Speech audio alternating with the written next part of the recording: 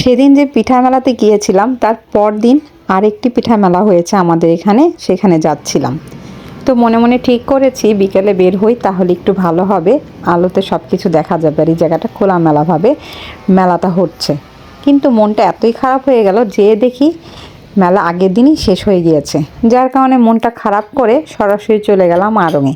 সেখানে কিছুক্ষণ ঘোরাঘুরি করলাম, তারপর একটু টুকটাক কেনাকাটা ছিল সেগুলো শেষ করে সরাসরি চলে আসলাম কাবাব এক্সপ্রেসে, যেখানে কাবাবগুলো এত মজার হয় আর আমার এত পছন্দের। আমি অনেক বছর ধরে ওনাদের এখানে কাবাব খেয়ে থাকি।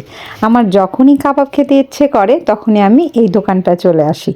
আর অনেক সময় দেখা যায় আমার কোনো ফ্রেন্ড সার্কেল আসলে বা আমার কখনো রিলেটিভ আসলে কেউ না কাউকে আমি এখানে নিয়ে আসি, কারণ আমার কাছে এখানকার কাবাবটা এতই ভালো লাগে যে আমার কাছে মনে হয় যে আমার পছন্দের মানুষকেও আমি এটা খাওয়াই।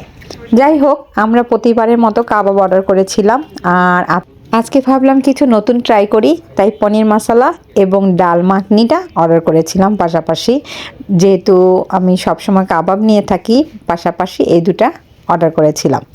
যাই হোক, তারপরে আমরা সবাই মিলে গল্প করছিলাম আর খাওয়া দাওয়া করছিলাম। এর মধ্যে আমাদের দোকানে যে ভাইয়াটা, সবাই মোটামুটি স্টাফরা আমাদের চিনে, তো তাদের সাথে দেখা হয়ে গেল।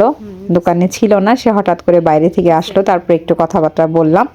এরপর এখানে সময়টা আমরা এখানে এনজয় করলাম খাবারটাকে, আর সন্ধ্যার সময়টা আমরা এখানেই কাটালাম। অনেকক্ষণ ছিলাম আমরা এখানে। তারপর এখান থেকে আমরা বাসার দিকে রওনা হলাম। যাওয়ার পথে রাস্তায় হাঁটতে হাঁটতে, বাসার থেকে বেশি একটা দূরে না, যার কারণে হাঁটতে হাঁটতে এখান থেকে চলে গেলাম বাসায়। আর শীতের রাত্রে রাস্তায় হাঁটতে ভালোই লাগে, খারাপ না, তাই হাঁটতে হাঁটতে সরাসরি বাসার দিকে চলে গেলাম। এই তো ছিল ছোট্ট একটি ব্লগ, আপনাদের সাথে শেয়ার করলাম। ভালো লাগলে অবশ্যই লাইক শেয়ার করতে ভুলবেন না। আজকে এই পর্যন্তই। খোদা হাফেজ, আসসালামু আলাইকুম।